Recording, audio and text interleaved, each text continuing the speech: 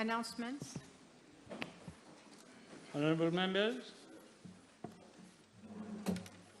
before we proceed with the business of the day, I have a few announcements to make. Firstly, I have noticed that it has become a practice for honourable members to display or exhibit photographs and private documents in order to illustrate arguments in support of their interventions.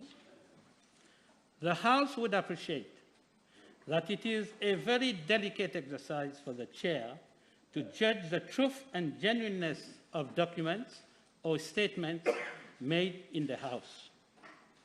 Members should be articulate enough to manage without such display and should instead describe what they are referring to, and this is in order to make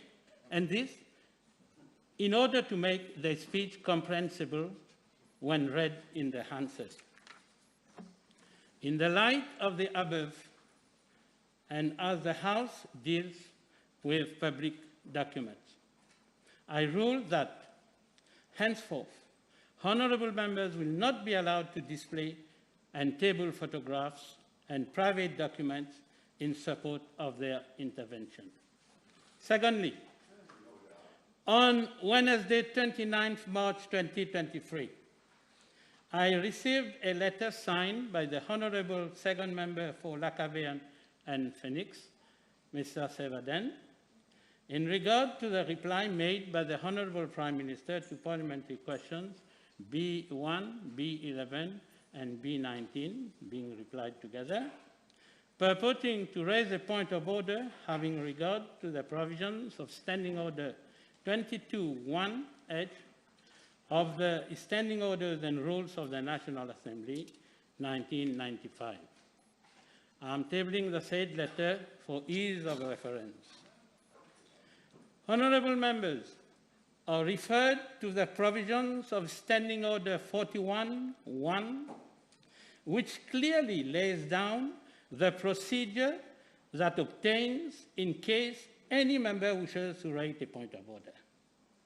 Honourable members would appreciate that, in the light thereof, the procedure adopted by Honourable Sevaden, that is raising a point of order by way of a letter on a day subsequent to the parliamentary sitting on which the purported incident occurred, drawing my attention thereto, and intimating that I take a series of actions against honourable member having allegedly deviated from the stated standing order is utterly misconceived, inappropriate, irregular, and alien to the prevailing standing orders and rules of this Assembly.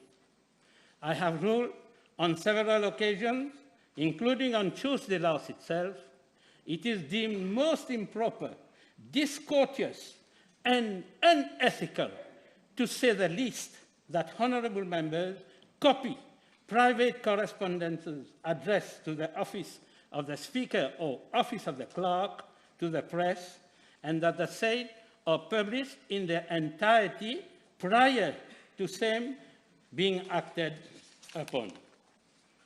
Thirdly, on the same issue, allow me to correct the misrepresentation published in the press, purportedly attributed to the Honourable Leader of the Opposition in regard to the announcement I made on Tuesday last.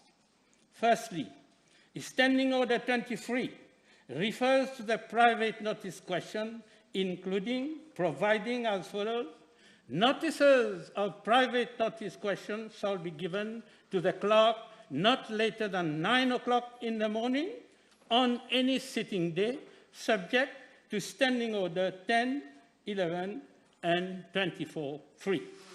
Secondly, private notice questions are subject to the provisions of Standing Order 21 as to the sub-editing thereof in conformity with the parameters laid down in the Standing Order 22 as to the content thereof, and to Standing Order 27 as to the admissibility thereof by myself. As such, the finalization of a PNQ in conformity with the prescribed standing orders takes the time that it takes. My attention has been drawn to the fact that an interview which Dr. Boulel gave on the radio in the course of the program Au Cœur de l'Info on Radio Plus on Tuesday, 28 March 2023. In the course of the interview, the honorable member has made some unwarranted attacks on my integrity in my capacity as a speaker. You keep your laughter for yourself. I wish to inform the House that my office is seriously envisaging the possibility of taking necessary actions against the honorable member in conformity with the laws regarding contempt and the provisions of Standing Orders 49.8, 77, and 79. Thank you for your attention. Monsieur le Président, point of order. There is no point of order. There is no point of order. I have ruled. There is no permission. This is an announcement. After an announcement, there is no point of order, there is no debate, there is no discussion. Clerk, move on. Motion. Mr. Speaker, sir, I move that all the business on today's order paper be exempted from the provisions of paragraph 2 of Standing Order 10. The question is that all business on today's order paper be exempted from the provisions of paragraph 2, Standing Order 10. Those in favor say aye, those against say no. The ayes have it. Statement by Minister. Mr. Speaker, sir, I have two statements to make, one on extradition of Mr. J.H.C. and Mr. J.D., and the other on a matter raised at adjournment by the Honourable Third Member for Port-Louis Maritime and Port-Louis East at the sitting of Tuesday, 28th of March 2023. Mr. Speaker, sir, following the various comments made in the media and in certain quarters regarding the extradition of Mr. J.H.C. and Mr. J.D., I wish to set the record straight once again by informing the House that it was for the first time by note verbal dated 21st and 22nd February 2023 that requests for the extradition of Mr. J.H.C. and Mr. J.D. were received from the French authorities by the Ministry of Foreign Affairs, Regional Integration and International Trade.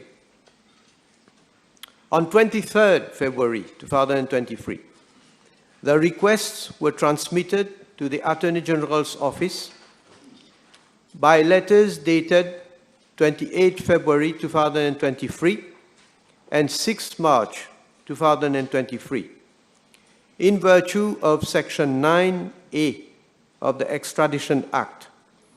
The Attorney General, through the Ministry of Foreign Affairs, Regional Integration and International Trade, sought assurances from the French authorities that the rights of Mr. J.H.C. and Mr. J.D. to a retrial would be safeguarded, given that both of them were tried in absentia in Réunion Island. By note verbal dated 17th of March 2023, the French authorities stated that Mr. J.H.C. and Mr. J.D. would have the right to a retrial. Having been satisfied that the assurances given by the French authorities were sufficient, that the requests had been made on a valid basis, and that there is a binding extradition treaty between Mauritius and France, applications for the arrest and extradition of Mr. J.H.C. and Mr. J.D., who were already on remand for provisional charges of money laundering, were lodged before the District Court of Port Louis on 31st of March 2023. On the basis of the application for arrest and extradition, Mr. J.H.C. and Mr. J.D. were arrested on 31st of March 2023 itself, and when they appeared before the court on the same day, they applied for bail. There being objection for their release on bail, bail hearings have been fixed to 6th of April 2023.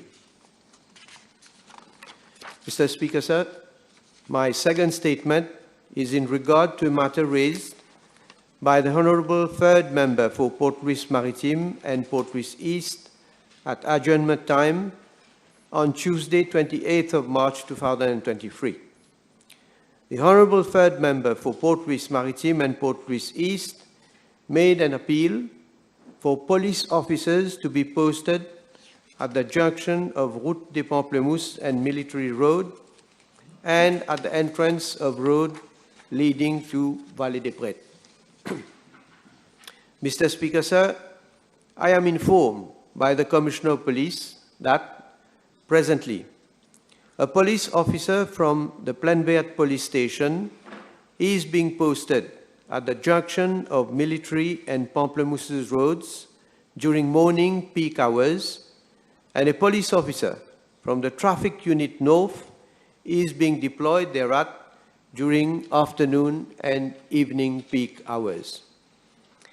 I am further informed that a police officer from Abercrombie Police Station is also being deployed at junction Bernardin de Saint-Pierre Street, Vallée des Prêtres, and Pamplemousses Road during peak hours to facilitate the traffic flow. Mr. Speaker, sir, roadworks are in fact being carried out in the region with a view to eventually alleviating the traffic problems and inconveniences at the said junction. Thank you. Public Bills, first reading.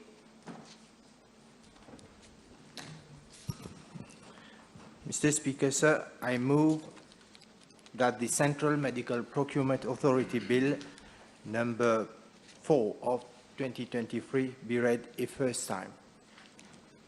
Seconded. Public Bills, second reading. Mr. Speaker, sir, I move that the Supplementary Appropriation 2022-2023 Bill number 2 of 2023 be read a second time. The bill makes provision for a supplementary appropriation of 5,417,000,000 rupees in respect of services of government for the financial year 2022-2023. Mr. Speaker, sir, in June last year, the National Assembly had voted a total sum of 152 billion rupees for financial year 2022-2023 under various votes of expenditure. This includes 11.8 billion rupees in respect of vote 24-1, centrally managed initiatives of government.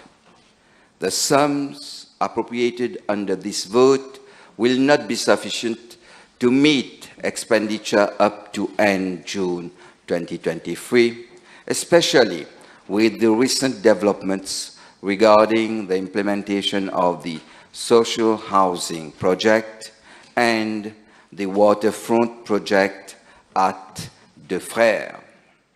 Mr. Speaker, sir, Section 105(3)(a) of the Constitution stipulates that where in any financial year it is found that the amount appropriated by the appropriation law for the purposes included in any head of expenditure, also known as vote of expenditure is insufficient, or that a need has arisen for expenditure for a purpose for which no amount has been appropriated by the appropriation law, then a supplementary appropriation bill needs to be introduced in the National Assembly to provide for the appropriation of those sums.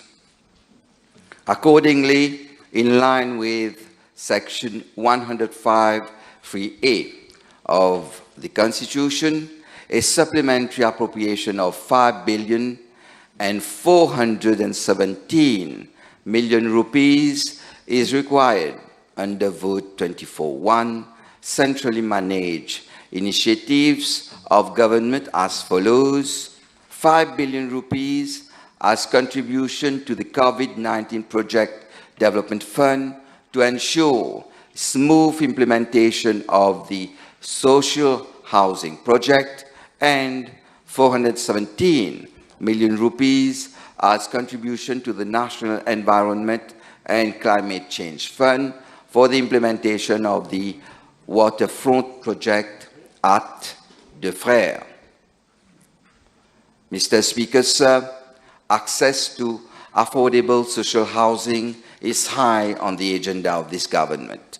In this respect, we have maintained the roof slab grant scheme, the refund of VAT on residential building and apartment, the exemption for payment of 5% registration duty for a first-time buyer of immovable property, and the budget provision for rehabilitation of existing NHDC housing estates. In addition, as from fiscal year 2020-2021, we have increased the subsidy rate for those households registered under the Social Register of Mauritius from 75% to 80% on the cost of construction of a social housing unit. At the same time, we have revised upwards the subsidy rate for households with a monthly income between 10,000 rupees and 30,000 rupees to 67%. They were previously eligible for a subsidy rate in the range of 15 to 60%. Furthermore, we have introduced the home ownership scheme since financial year 2021-2022, whereby government refunds 5% of the value of the property acquired up to a maximum of 500,000 rupees. Mr. Speaker, sir, let me now come back to the required supplementary appropriation of 5 billion rupees as contribution to the Project Development Fund, which we are asking the House to approve. The House will recall that the 12,000 social housing project is being financed under the Project Development Fund. This project is being implemented by the new Social Living Development Limited, a company set up under the purview of the Ministry of Housing and Land Use Planning. In this respect, the NSLD is proceeding with the implementation of the first phase of the project that will consist of the construction of up to 8,000 units, targeting beneficiaries with a monthly household income of up to 30,000 rupees. The cost of one social housing unit is estimated at 2.7 million rupees.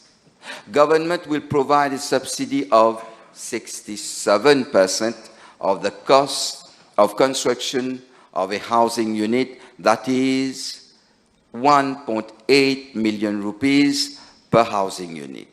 Thus, a total subsidy of 14.4 billion rupees will be required for the 8,000 social housing units. Mr. Speaker, sir, honorable members will recall that in the 2020-2021 budget, the House voted a sum of 12 billion rupees for this project. This sum was transferred to the Project Development Fund in that financial year for implementation of the project. Out of this amount, 10 billion rupees was earmarked for the subsidy element and 2 billion rupees for land acquisition and other services. There is therefore a gap of 4.4 billion rupees on the subsidy element. An additional amount of around 600 million rupees will be required for other related expenditures, such as off-site infrastructure works that will have to be undertaken to complete the project. The contracts for construction works for these projects are expected to be awarded shortly. Thus, with a view to ensuring smooth implementation of this priority project, a sum of 5 billion rupees has been included in the estimates of supplementary expenditure of this financial year to meet the financing gap in terms of government subsidy. Mr. Speaker, sir, as a small island developing state, Mauritius, by virtue of its geographical characteristics, is highly vulnerable to the adverse impacts of climate change, including an increase in flood and drought events, landslides, severe tropical cyclones, tidal surges, sea level rise, and beach erosion. In fact, the sea level at mainland Mauritius, at the island of Rodrigue, is rising at a higher rate than the global average. This is leading to a rapid erosion of our beaches. In some places, the width of the beach has been reduced by up to 20 meters over the past decade. This is already having repercussions on economic activities around these regions, and more specifically on the tourism sector. Mr. Speaker, sir, the setting up of the National Environment and Climate Change Fund has enabled the implementation of a number of projects to protect and embellish the environment, address landslide issues, and protect the coastal region, for which a total of 5.6 billion rupees have already been spent since 2018. For this fund, major coastal protection, landscaping, and infrastructural works have been carried out in the regions of Pointe-aux-Feuilles to Grand Sable, Petit Sable to Bambou-Vierieux, and Providence. Works are ongoing in the regions from Anjonché to Bambou-Vierieux and Bois des Amourettes. The site at Deux Frères, which is an ex-sand landing platform, has suffered serious erosion and socio-economic decline following the banning of sand extraction in 2001. The coastal stretch at Deux Frères is highly vulnerable to coastal inundation, erosion, and climate change impacts, putting existing infrastructure at risk. Moreover, the Deux Frères site, lying on the southwest bank of the estuary of Grande Rivière Sud-Est, is today a nodal point for many activities for tourists and the local public. Some tourist-related activities at Grande Rivière Sud-Est require transboarding from catamaran to small boats in the river, which has safety implications. The proposed contribution of 417 million rupees to to the National Environment and Climate Change Fund is thus required to finance the construction of a waterfront at Deux Frères as an urgent adaptation measure being undertaken by this government. Government has recently approved the implementation of this priority project under the National Environment and Climate Change Fund. The objectives of the project are to contain coastal degradation and increase coastal resilience against the adverse impacts of climate change and substantially mitigate the risk to the public and to the infrastructure thereat. It will also boost economic activities and generate employment for inhabitants in the region in line with our vision for an inclusive, high-income and green Mauritius. This is a clear example of responsible investment by this government to proactively mitigate climate change disruptions and uplift the economic potential of the region. The House may note that the relevant preparatory works for the project have already been completed, including the EIA report, the detailed design report, and the draft tender documents for works. The project is therefore ready to be implemented. The cost of the project is estimated at 417 million rupees. Accordingly, 417 million rupees has been included in this bill as contribution to the National Environment and Climate Change Fund for meeting the costs of construction works. Mr. Speaker, sir, detail on the items of expenditure that require the supplementary appropriation are set out in the estimates of supplementary expenditure that have already been laid before the National Assembly.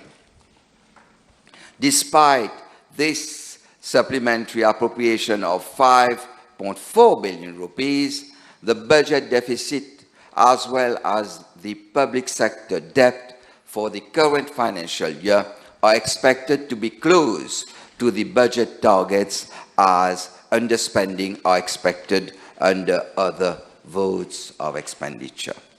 Mr. Speaker, sir, I now commend the bill to the House. Seconded by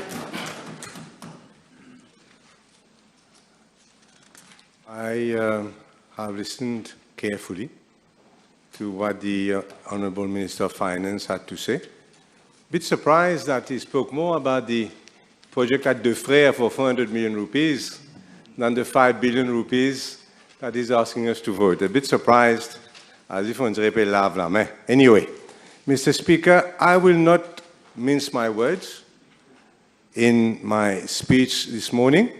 I'm going to say things as they are. I don't think there's any need for sugarcoating. We are asked here in this House to approve the huge amount of money, 5,000 million rupees, in addition to the 12,000 million rupees already put into the COVID-19 Development Fund.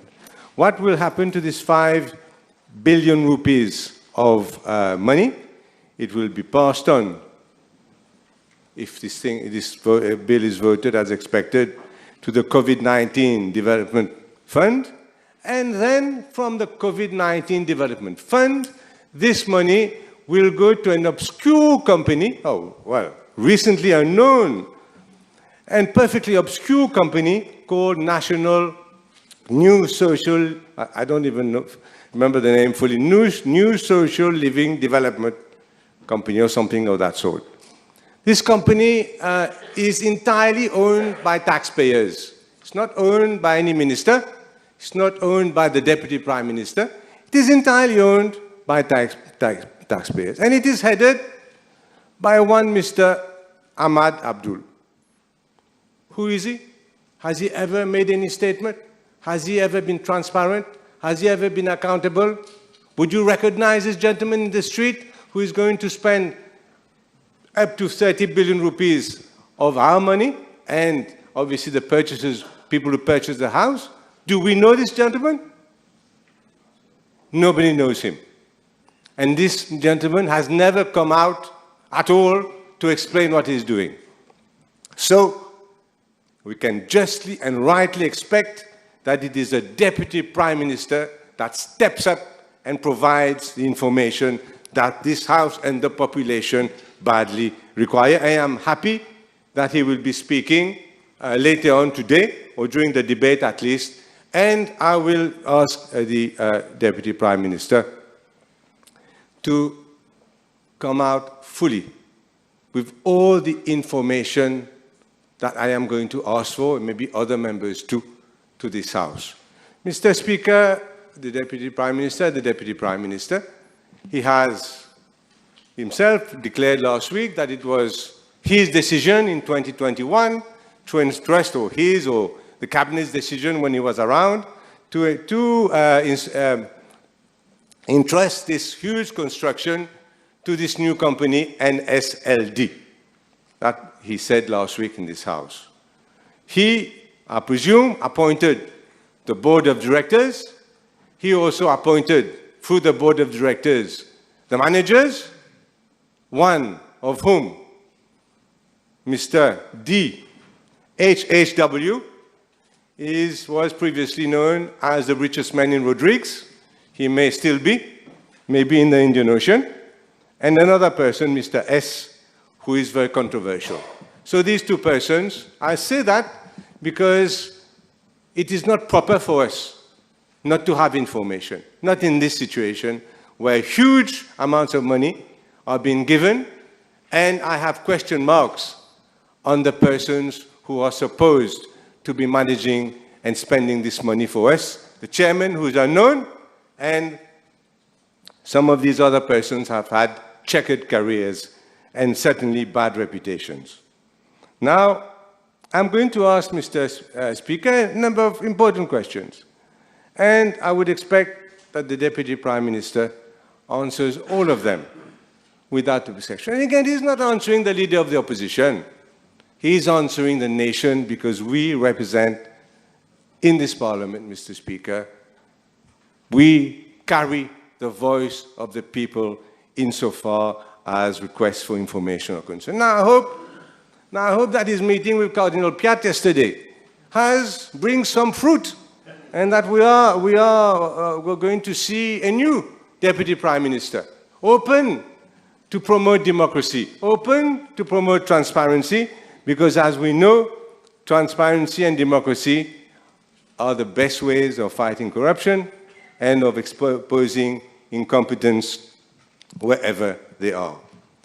Monsieur le Speaker, il est proposé de rétablir le droit de regard du Parlement sur toute institution financée de l'argent public.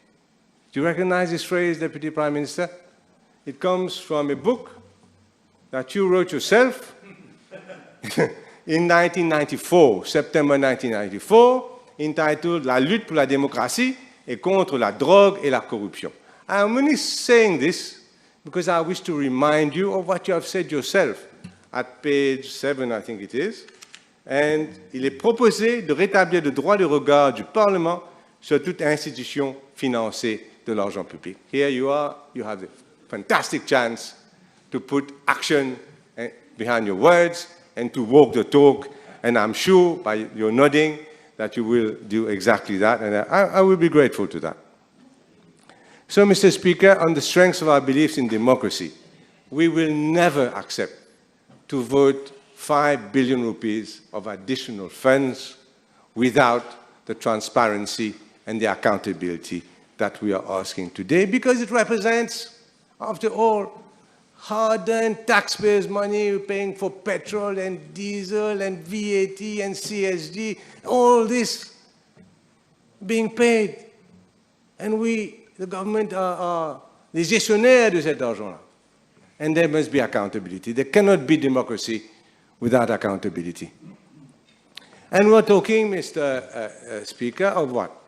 A project, if you add the cost of the land, the off-site, the cost of NSLD, so we're talking about 25 billion to 30 billion rupees, 30,000 million rupees. I see the Minister of Finance is nodding. That is the amount of money that we're speaking, 30,000 million rupees. And it's not 5 cents. It is a huge amount of money.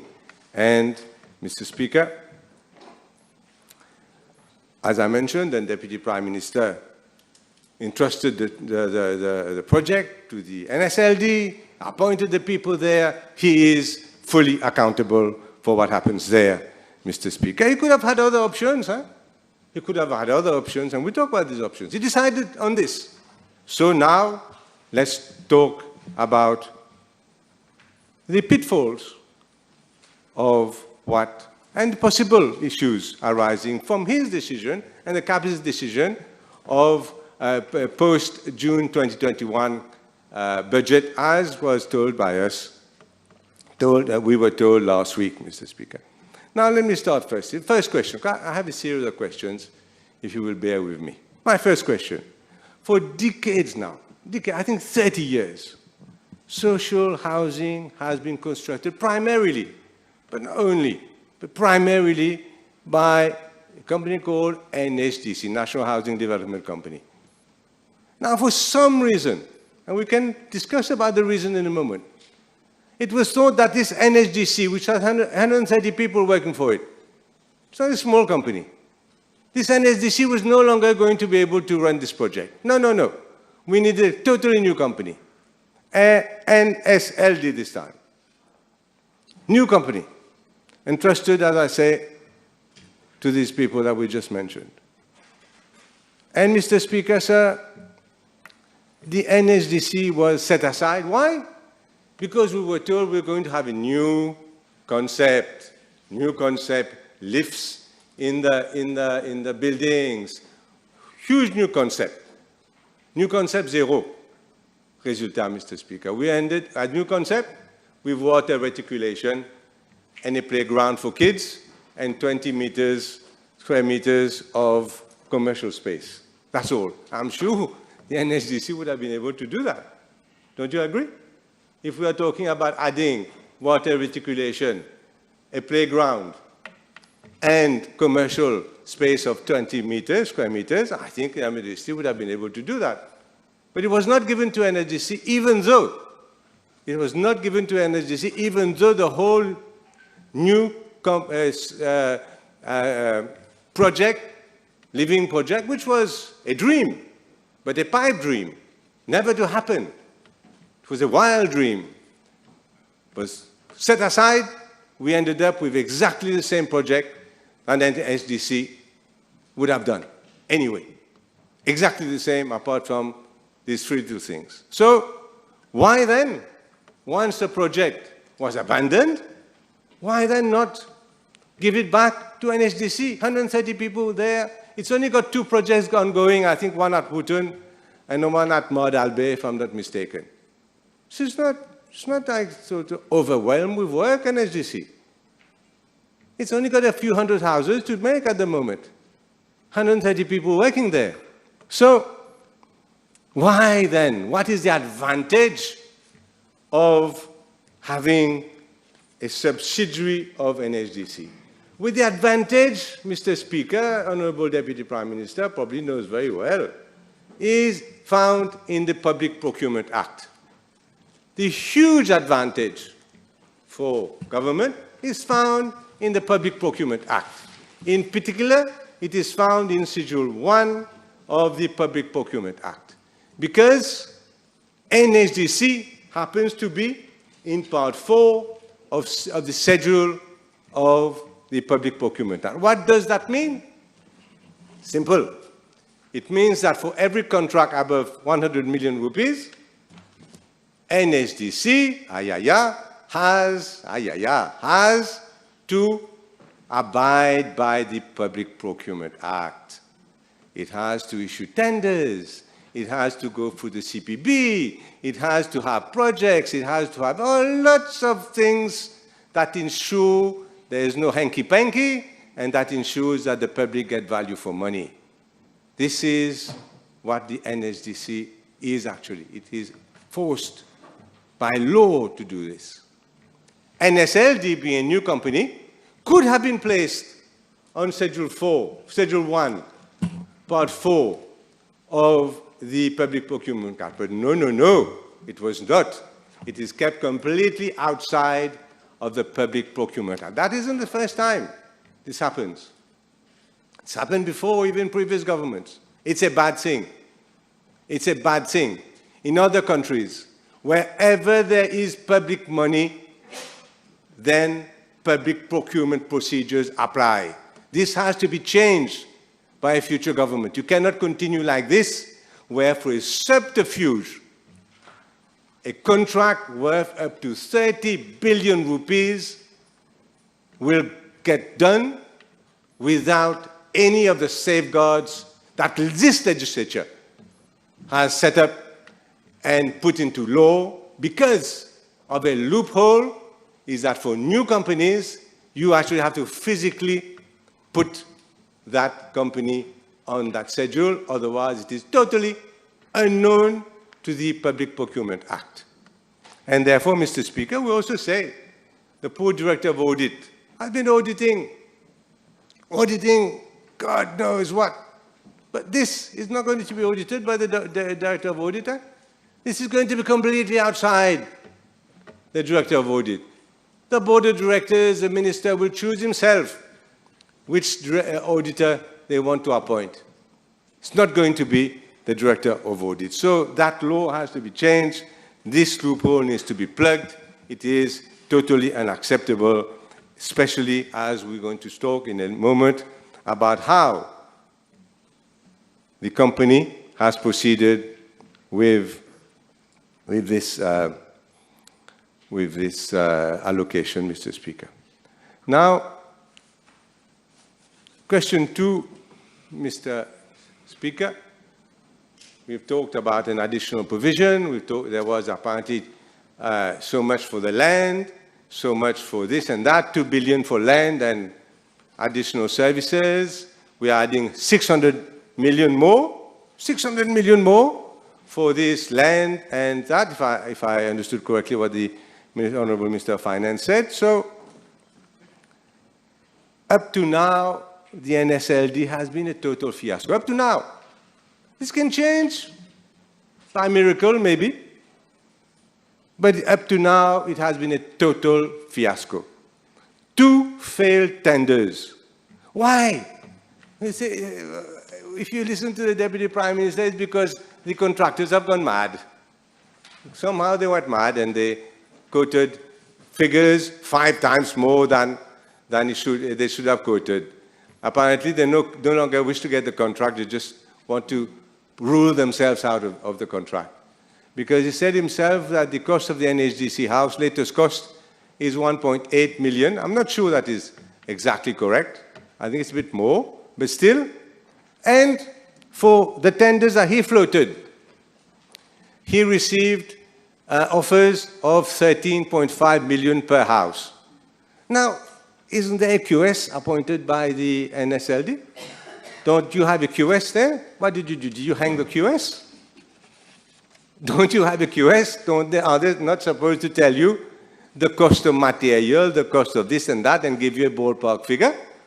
Can they give you an estimate of 1.8 million, and when you open the tenders, you get 3, 4, 5 times that amount? Something went wrong. I understand that the QS, the figures of the QS were disregarded by NSLD, and that you persisted with your tender, even though at least some of the QSers told you there was no way that your dream project could be financed, could be included into a price of about 2 million rupees. So we appointed architects, we appointed project managers, QSs, highly paid people. Hundreds of millions of rupees went up in smoke. I'm told 500 million, some people go up to 1 billion rupees wasted because the amateurism of the NSLD. Wasted. because they could not understand that the house they were proposing was far beyond the means of the NSLD, let alone the means of the poor purchasers who are going to buy this. That is the truth. You cannot put the blame on the contractors. You need to accept the blame. The NSLD needs to accept the blame. Hundreds of millions of rupees, months and months of waiting.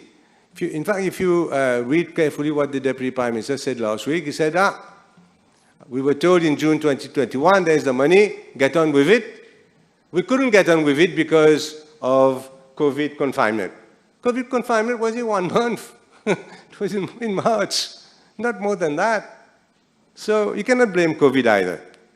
So we can only blame incompetence, Mr. Speaker. 500 to 1 billion rupees wasted. Who will refund this money to the taxpayers?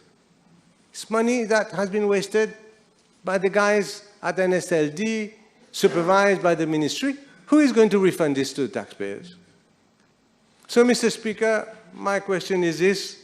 Please, can the Deputy Prime Minister give us a detailed list of all the amounts that has been spent since June 2021 on professional fees, QS, architects, etc., and also, Mr. Speaker, and I come to question 3, on land that has been purchased. How much land has been purchased? Where has it been purchased? How much did it cost? And what is the acreage? So that we can determine it's only fair, this is taxpayers' money, I remind everyone, how much and who we can find out actually you bought this from. It's important. All the questions, I see the Deputy Prime Minister is nodding, are absolutely fair questions that any taxpayer would ask you at the moment concerning this project. And I'm continuing with my question. So who, what has been purchased? And if you can tell us also, a number of land has been apparently non-constructible, Tell us also which ones there are, if you know at the moment, and what you plan to do with that. It's unfortunate, but let's see what you come up with in terms of figures, in terms of land that cannot be used for construction, if that is the case. Mr. Speaker, my question 4 concerns the project itself. Now, what you want to construct, you won't be able to construct your dream project. That was a pipe dream. You are going to construct something like the NSDC has done up to now with water reticulation, playground for kids, etc. Now, you see, the detail is in, the devil is in the detail. We all know that for housing projects, small is beautiful. Small is beautiful, not for everything, but for housing projects, that is the case. Small is beautiful. The bigger that the more houses that you put on one plot of land, the greater the social problems that you have. Because you are putting people from different places, they're not a community, different places, different backgrounds, they'll come and live in close proximity to each other, and you have problems. The best, Mr. Speaker, this famous saying, the road to hell is paved with good intentions. The road to hell is paved with good intentions. Look at La Valette. It was meant to be, I don't want to stigmatize, so I will be careful what I say. I don't want to, Mr. Ganu probably knows La Valette well. I know you know your constituency very well. Huh? Exactly, I'm going to say, relax, relax. Relax. We'll talk about your case in a moment if you want. Now, yes, I'm sure you are. No conversation. Make your speech. If he talks to me, what do I say? Make your speech. Now, yes, I mentioned Mr. Ganu's name. He probably knows it well, La Valette. He knows a lot of things well. Now, La Valette constructed by one of our predecessors, 200 houses. NEF was supposed to take care of it. There's a crash, there's everything. Unfortunately, it has gone down and down and down. It is not a pleasant place to live. not a, see, I'm not saying anything, not a pleasant place to live. It was, Order, no it conversation. was a project that went wrong. Also, and mainly, because of the number of houses put in one place. Would you be surprised, Mr. Speaker? This Lavalette, which is not a pleasant place to live anymore, they are constructing these guys, this government, next door to Lavalette. The same number of houses again. Honourable member, you would agree with me, The same number of houses again. concentrate on your speech. This is what I'm The doing? speech is about appropriation. Of The what? speech Of is about, what? Of what? On the Of 5 billion construction rupees for housing. the construction of 12,000 houses. What am I talking Not about? Lavalette. Not Lavalette. I'm saying, Mr. Speaker, Now- that you cannot construct ghettos. You have to construct small units. That is what I'm saying. And if you look at what is being said here, there are 500, 600 plots, houses on one plot of land. And this is a ghetto that's in construction. And that is what I'm saying.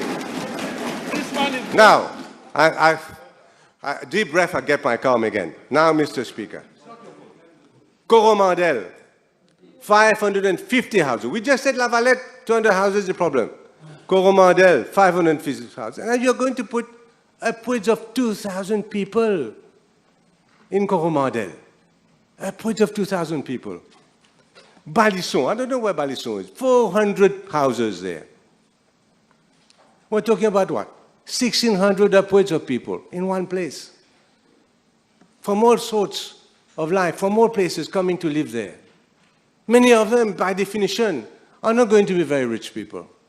That is why they live there. But they would have given their hard-earned money to pay for 1/3 of that house. We have to be decent to them. This is their life saving that they're going to put there. We cannot ask them to buy into a place that in 5 years' time will be unlivable.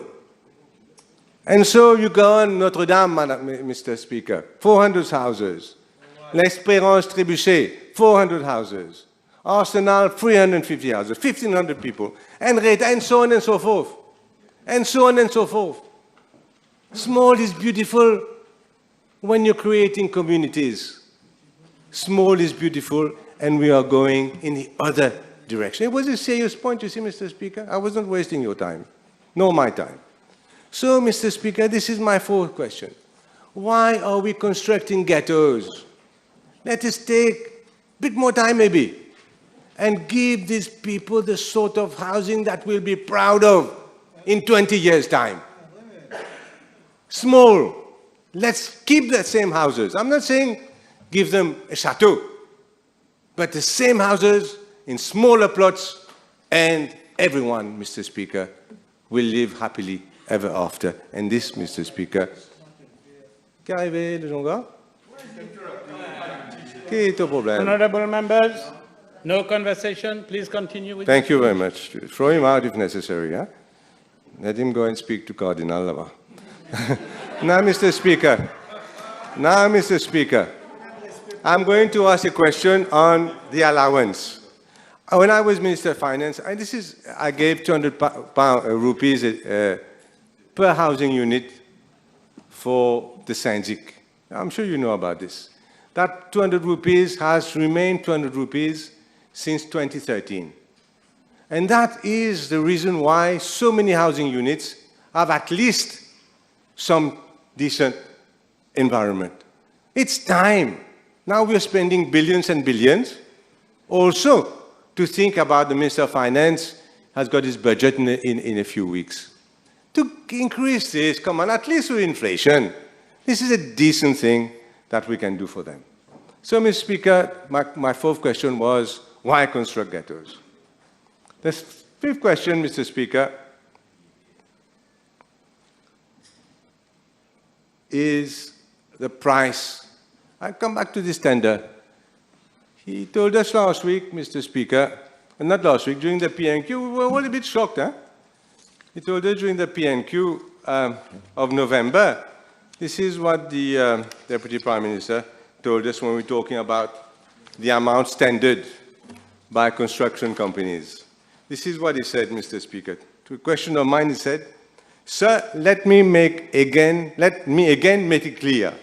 I have neither confirmed nor denied the figure of 6 million because I simply do not know."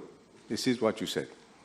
Mr. Speaker, if I would ask the Honourable Deputy Prime Minister to submit to us the tendered amounts. You don't have to give us all, just the lowest and the highest for the projects, because you did not know at that time, but you do wish to have another 5 billion today. So let us have the tendered amounts for each side, because that will tell us about the competence or otherwise of the people working at NSLD and how they can gauge the cost. Mr. Speaker, I'll come now to next question. I think, what is it, 6? 6. Letter of awards haven't been issued yet. I understand they will be issued, inshallah, in a few days. And only letters of intent have been issued to these 14 companies. Now, each of these 14 companies have been given one or more sites to bid upon. It's not as if you're asked to bid for any number. You are told or agreed you will bid for 1, 2, 3. Maybe it's because it's near your house, because it's near whatever. Anyway, I understand that these 14 companies each bid for a number of housing projects. And they are given an amount. This is where the 2.7 billion rupees. Now, the Honourable Minister of Finance is not an accountant, but 2.7 million is not the cost of the house. I hope you don't think that is, because we have serious problems otherwise for the national accounts. It is not the cost of the house, 2.7. It is the cost of construction and the internal cost. It is not the cost of the house. The cost of the house is something else. Now, they've been given the cost of construction and the on-site works. They said, okay, keep to this 2.7 million rupees. And so, but submit us your project. This is the area we need. We need, obviously, a toilet. We need this, a kitchen. We need this and the other. And they say then one is going to make a house like this, the other one will make a house like that, and the third one will make a house like that. Anyway, all these houses on different sites, different drainage issues, different topography, different, but you want the same price. It's a bit odd. But you want the same price wherever the houses are. It's a bit of a dream in itself. Okay, so you want the same house. Now, there is no competitive bidding. That's my problem. How do we know that we have value for money? How do we know that each and every contractor, one of them I think has just had his account seized, no? How do we know that each and every of these contractors are going to provide you with value for money, given that you have so many sites, and I think 5 project managers at NSLD, who are young guys, most of them, they are going to determine value for money for a project worth in all about 30 billion rupees in a few days? Does that make sense? Does that make sense that they are going to do that? They're going to work on the sewage, they're going to work on the drainage, they're going to work on the canalization, they're going to work on all this and the construction. Some will be ground plus 1, some will be just ground floor. I mean, it's huge. So the problem here is without a competitive, and the question I'm going to ask here is, without a competitive process, how do you ensure value for money? Because the only way that we've learned to get value for money is in a competitive process. You have one side, a few people compete for it, as many people as possible compete for the project, and you take the lowest price. That is how textbook style we learn how to get value for money. We don't know any other way of looking for value for money. Now you have invented a new way of obtaining value for money. You tell me what you want to construct, I will have a look at it. The same guys that got it wrong, 6.2 million, 13.5 million, they are going to tell us that these guys will get 2.7 value. Of course, they saw the house was going to be 1 million, it costs 13 million. Anyway, how do we ensure value for money without a competitive bidding process? Question 7, Mr. Speaker. Question 7. What is the true cost of the land? Let's come to what the Honourable Minister of Finance told us. The cost of the land, he said, is 2.7 million. That is the cost of construction, plus the on-site works. What about the off-site works? How is the electricity going to come there? Virtual? How do you come there? How will the water get there? This is not cost. Something I missed maybe in my studies. What about the land? The land has a cost whether or not it is government land. It has value. Whether you bought it or didn't buy it, it is still. Because if you didn't, you could always sell it. I'm not saying that, but I'm saying the cost. What is the real cost? Don't try and put a number of costs under the carpet just to hide the incompetence of the NSLD. And this is what's going to happen. We are told that CWA will take part of the cost. How much? Post CWA, it will be the water consumers who pay for it. It is CEB, and you've just increased the rates. CEB also will take part of the cost. Then it will be consumers, electricity consumers will pay. Tell us what is the true cost of the house. What is the cost of the land? What is the cost or the value of the land? What is the cost of the buildings? What is the cost of the off-site works? And what is the cost to the NSLD? So as I know, the guys at NSLD are not working for free. They have nice offices, I hear, etc. So what is the cost of all this? What is the markup that NSLD should be putting on these houses? 5%, 10%, less, I don't know. So what is the cost per house? What about now the quality? I'm not going to be that long. Huh? What about the quality of construction, Honourable Deputy Prime Minister? I hear, it would be shocking if it were true, that we are going to do away with the performance bond. People will no longer, the contractors will no longer, you'll confirm, perhaps? A nod? No, no, no. Perhaps give us a sign. Apparently, no sign from the Deputy Prime Minister. Apparently, there will not be any performance bonds required from these contractors. So they get 900 houses, so many houses to do, and no performance bond. Is that correct? You know, okay. No sign of life. Okay. So no performance bond is, I hope, untrue. I hope untrue. Because we want the quality of the construction.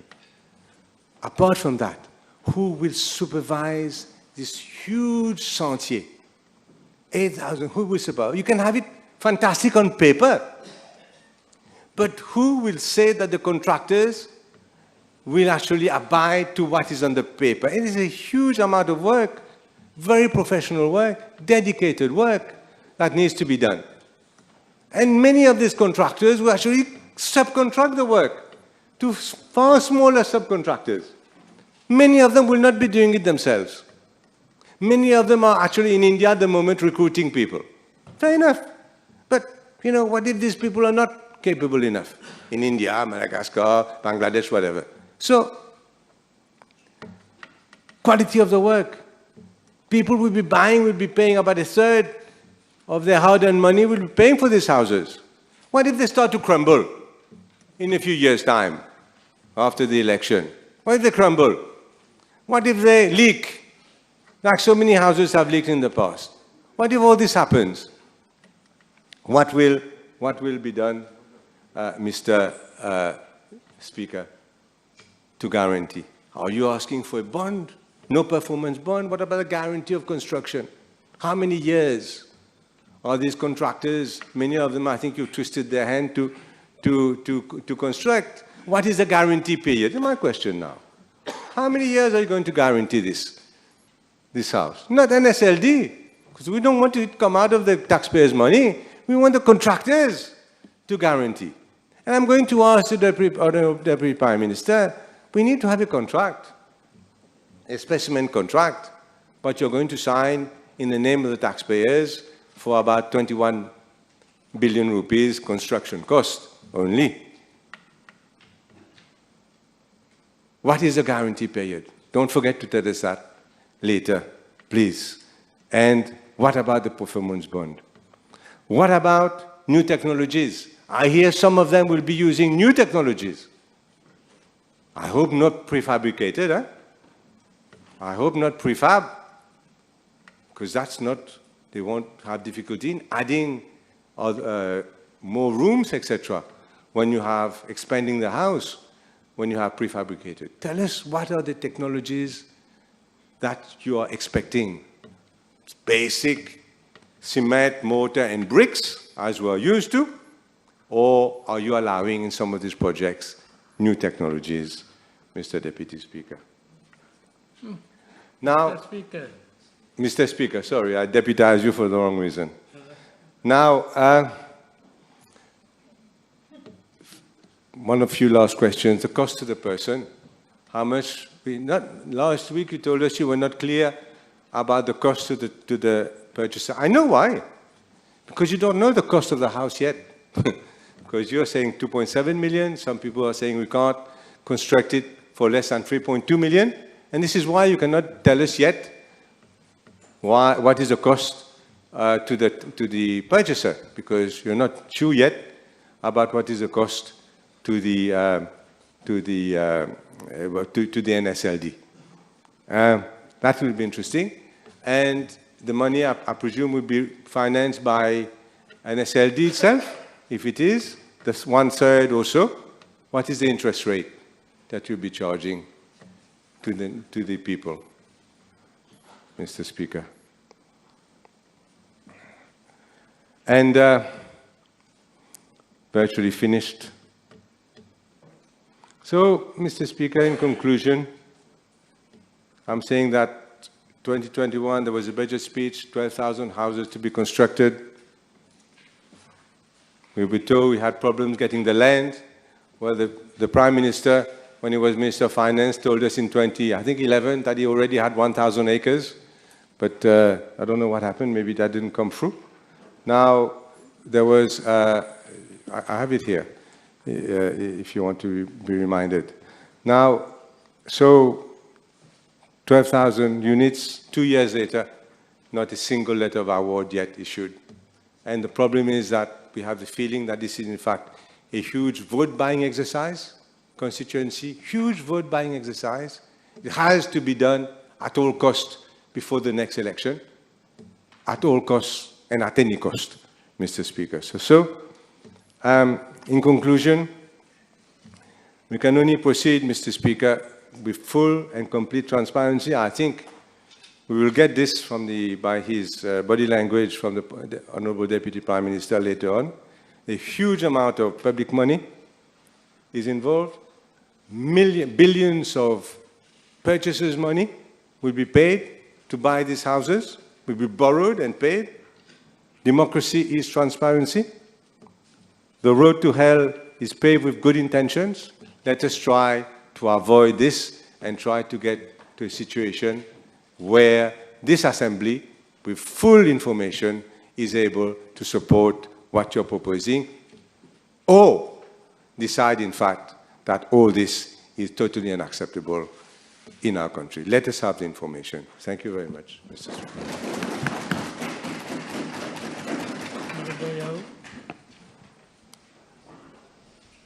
Thank you, Mr. Speaker, for giving me the floor to participate in the Supplementary Appropriation 2022-2023 bill.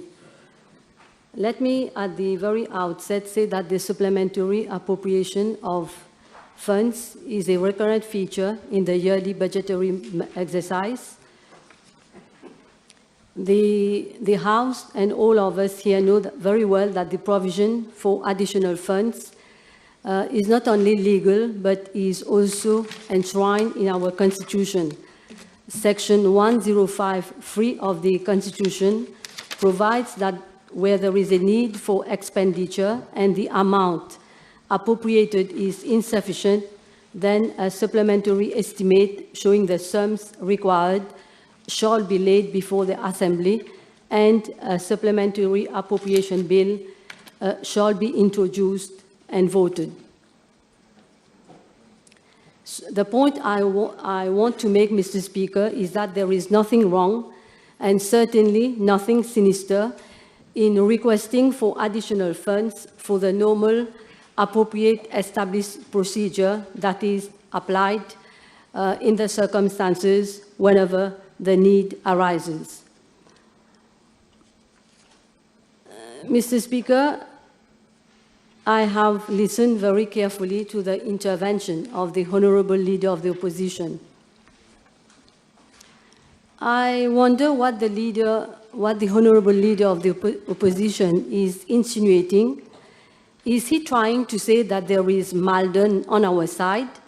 The NSLD was created to facilitate the whole construction project, which we all agree is a massive project. I leave it to the Deputy Prime Minister to enlighten the House about the whole role of the NSLD. Besides, we all know that the NHDC already has ongoing projects, and handling the construction of 12,000 housing units, a project of this magnitude would have impacted on their ongoing projects, as such penalizing the most vulnerable. So the NSLD has been created just to facilitate the construction of these 12,000 houses. Now, coming to La Valette, I totally disagree with the honourable member of the Honourable Leader of the Opposition on La Valette project. La Valette, Mr. Speaker, is not our baby. This project was initiated by your friends, by the Labour Party in 2008. So, Ms. Honourable Leader of the Opposition, quel toupet! We could have, Mr. Speaker, we could have left the families living at La Valette without any help and support. But what have we done? Since we came in office, we have done our best to regulate the situation of the beneficiaries of La Valette. This is the reality. This is what we have done.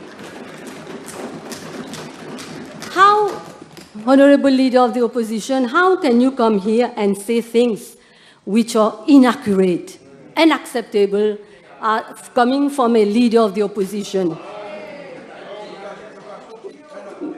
Mr. Speaker, I know the file in depth.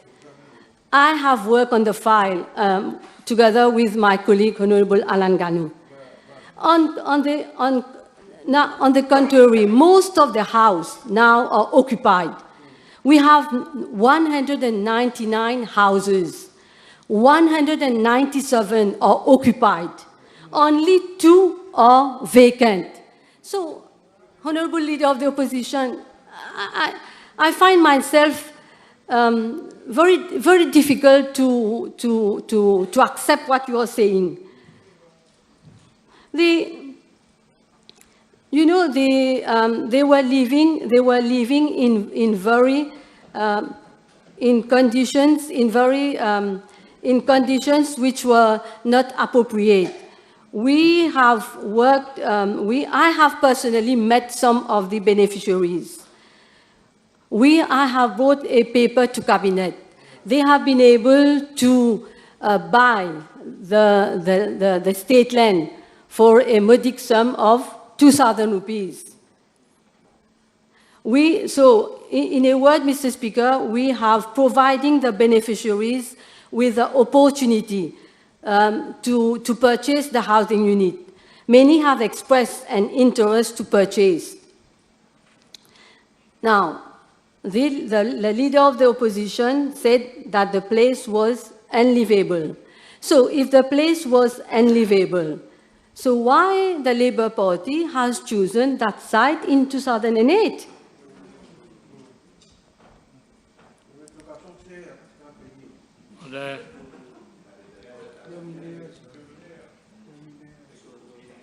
Now, as far as I remember, 18 beneficiaries have already effected full payment, so they have become owner of the house, and 4 is in process of getting their title deed. The files are before a notary. So this is the situation of La Valette. So it is not correct to come in the house and say things which are not appropriate, Honorable Leader of the Opposition. Now, coming to housing project, for us, Mr. Speaker, nothing is more important than tackling the housing issue. We all agree that a house is the first unit of society. Next to food and clothing, a house is one of the basic needs of men. Without a roof, it is very difficult for a person to secure employment, raise their children, and live a normal life. On this front, Mr. Speaker, we believe that owning your home is good. Good for the person, good for families, good for communities, and good for the country as a whole. Therefore, it is our duty as a government to provide decent housing to the people. In fact, social housing has been a part of our government program 2020-2024. We believe it is the right and dignity of every person to have a house. As has been mentioned by my colleague, the Honorable Minister of Finance, in the budget 2020-2021, our government announced the construction of 12,000 residential units. I will not dwell on the eligibility criteria for social housing. I think what is more important, Mr. Speaker, is keeping the houses affordable. Simply building more houses without consideration of their affordability will not solve the housing issue. We know that the vulnerable community will never be able to pay the price of a house, that is why our government would rather pay 2/3 of the cost of one housing unit. It is good to know that the cost of construction of one housing is around 2.7 million. The beneficiary will pay only around 900,000, so around 1.8 million will be subsidized by government. Mr. Speaker, let us look at what the previous government did from 2010-2014, period just before our first mandate. Allow me to quote from their government program 2010-2015.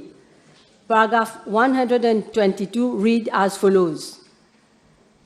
Government will complete the construction of some 550 low-cost housing units by February 2011 on 11 sites across the island. 10,000 additional housing units will be constructed for lower and middle income groups. Some 1,000 arpents of land to be made available within the context of the government MSPA deal will be used for the construction of the new housing units, end quote. The question is, how many houses were constructed, Mr. Speaker? Only 548. Very good on paper, Mr. Speaker. Very good on paper, mere words, which have not been acted upon. Now they have the cheek to question our commitment on which we are delivering. Let us now see, Mr. Speaker, how many housing units have been constructed by our government from 2015 to date. It is good to know because I have just told the House what they have done, but let us see what we have done so far. And, Mr. Speaker, we have to take into account that we have been severely hit by the COVID-19 pandemic for some 3 years, we all agree. We are still being impacted by the long-term effects of the crisis. In spite of that, Mr. Speaker, from 2015 to date, our government has constructed, who can tell us? 4,100 housing units, Mr. Speaker.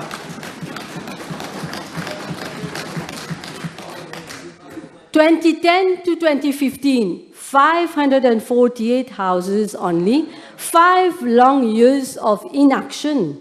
You have failed on the housing project. Le gouvernement d'alors, Monsieur le Président, n'avait aucune compétence en matière de logement. No commitment. Whereas, Mr. Speaker, our government has delivered on our housing project. From 2015 to date, 4,100 houses constructed. This is the truth. The simple truth, Mr. Speaker, is that whenever MSM is in government, more homes are being built. This is the truth. This is the reality. So, coming to the House to play politics on housing project is not your cup of tea. Mr. Speaker, construction of houses, Mr. Speaker, I think we need to agree that construction of houses is not an easy task. The Ministry of Housing has encountered many challenges relating to house construction and has had to examine a range of key issues in order to proceed with the project. Identification of land, geotechnical surveys have had to be carried out to assess whether the land is suitable and buildable, and availability of state land, due to which we have had to purchase private land. Lawyers in the House would know that the purchase of private land is in itself a lengthy procedure. You need to communicate to the notary documents. So that's why this project has taken so much time, because it is a massive project, a major project. And besides, the COVID-19 pandemic has flared up. Our building project took a very hard hit. This has significantly undermined the progress of this project. On top of this, we have had to face the far-reaching consequences of the Russia-Ukraine war. The increase of price in construction has been a direct consequence of the war. That's why we have had now to ask for more funds. There has been an increase in the cost of construction. The prices of cement and other construction materials have increased considerably. This is the truth, this is reality. I can tell the House that despite all the challenges, the work is well underway. In fact, my colleague, the Deputy Prime Minister, Honorable Obigadu, keeps Cabinet informed of all bottlenecks on a weekly basis. Hurdles are addressed for collective decisions. We do know that our colleagues, the DPM, is working hard to catch up on lost time due to COVID-19 and the war in Ukraine.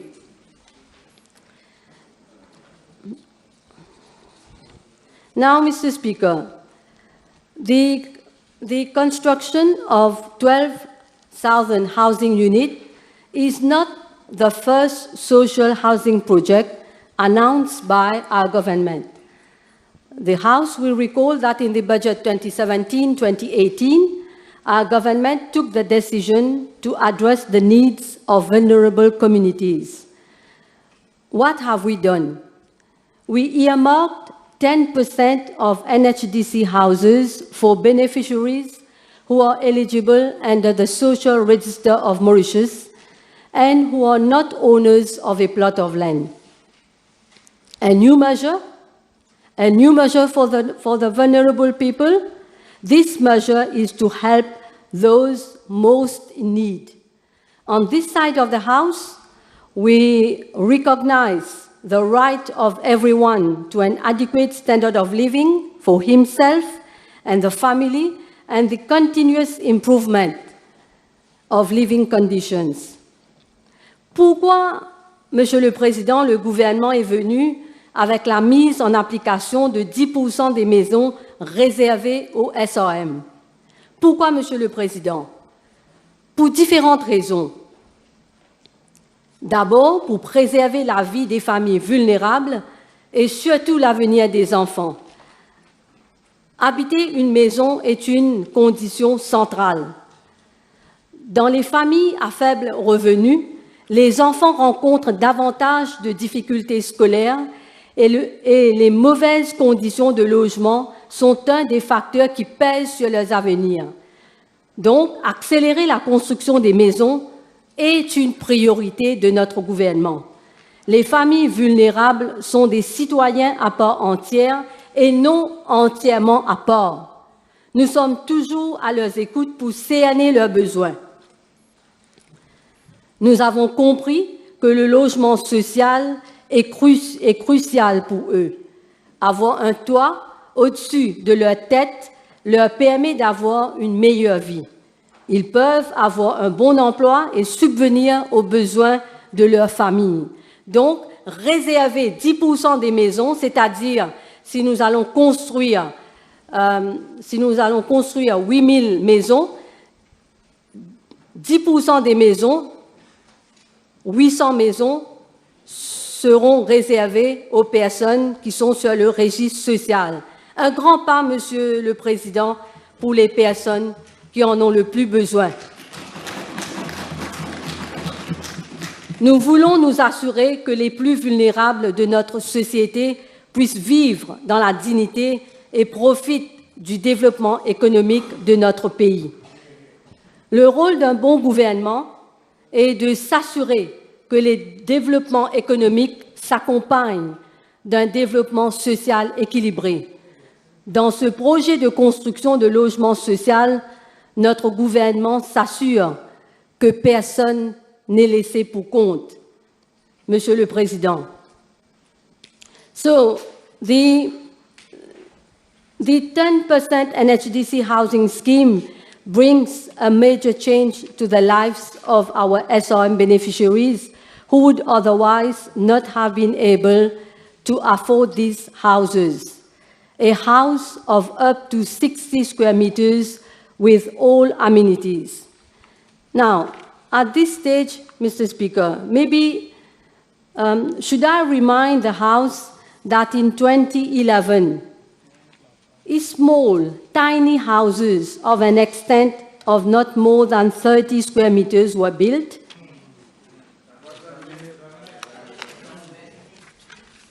I don't need to remind the Honourable Leader of the Opposition. He was himself Minister of Social Integration from 2010 to 2011, and Minister of Finance from 2011 to 2014. So may I ask the Honourable Member, what has he done for vulnerable families in the years when he had the opportunity to address the housing issue? Huh? What have you done? Mr. Speaker, I don't mean to be nasty. This is not my nature, but I'm just stating facts after having heard what the Leader of Opposition have said earlier.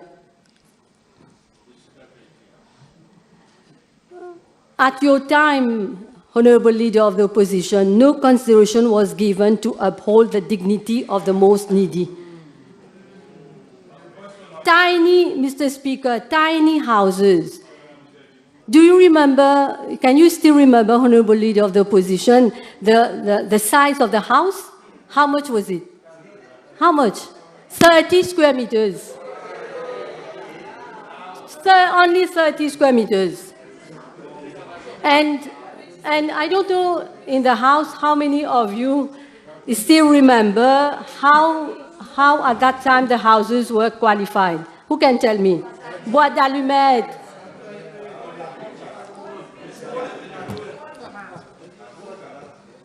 So, tiny houses, small houses of an extent of not more than 30 square meters were built. And with a roof, listen to this, with a roof in corrugated iron sheets. Mr. Prime Minister, with a roof in corrugated iron sheets.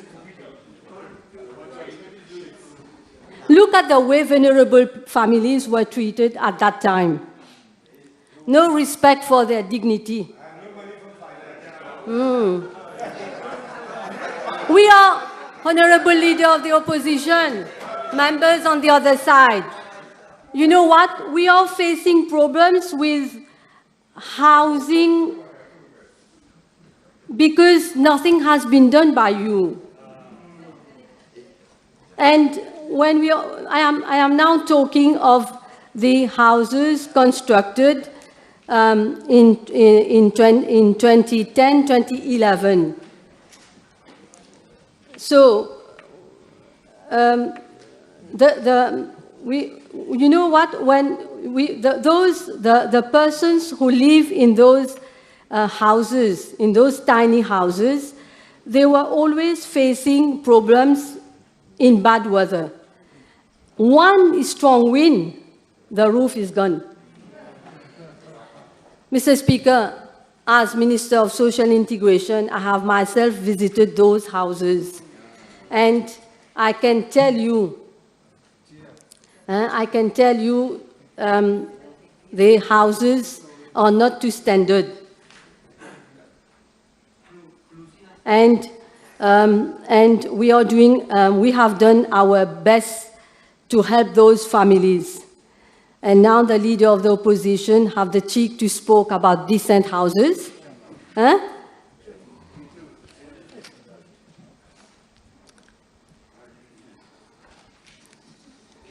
So I think, you know, when we have debate of that sort, I think it is important to come to the House because the public is watching us. I think it is important to come to the House to state facts which are correct and not to mislead the population.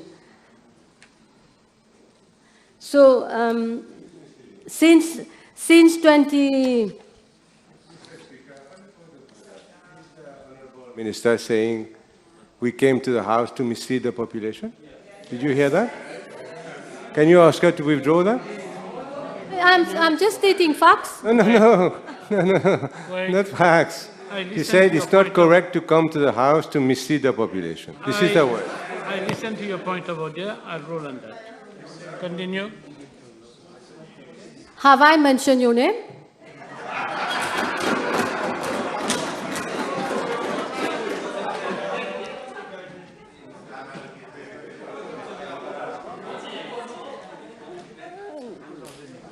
Mr. Speaker, NHDC housing units are purchased by the NEF at the same price at which NHDC sell to its buyers. The NEF thereafter then they sell their housing units to the eligible SRM beneficiaries who are not owners of any property. So what is interesting, Mr. Speaker, the cost of the house is subsidized up to 80%, and the beneficiary pay only 20% over a period of 20 to 25 years. So as you can see, Mr. Speaker, we are doing our best to support those beneficiaries, to support those who are on the SRM register. So since 2019 to date, we have been able, one might say it is not enough, we have been able to provide 138 NHDC housing units to our beneficiaries. I understand that 95 more NHDC units are expected to be acquired by NEF by April 2023. As you can see, our policy is not to leave our people behind. So we are doing our best. We are working towards an inclusive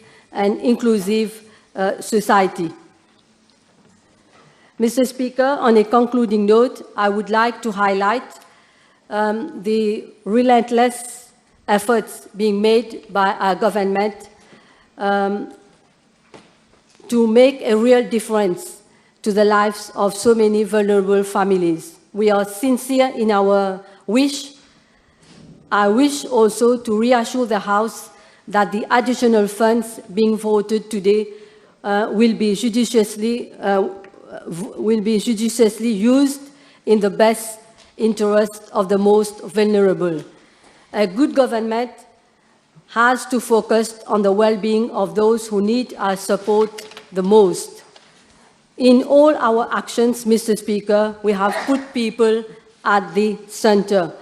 We will continue to work hard to deliver our commitments. I'm confident we on this side of the House will make a real difference in housing policy. The commitment and dedication of our Prime Minister to the most vulnerable is an example. No hurdle has ever made him backpedal. A true leader. Thank you, Mr. Speaker. Honourable members, I'll suspend the sitting for 1.5 hours.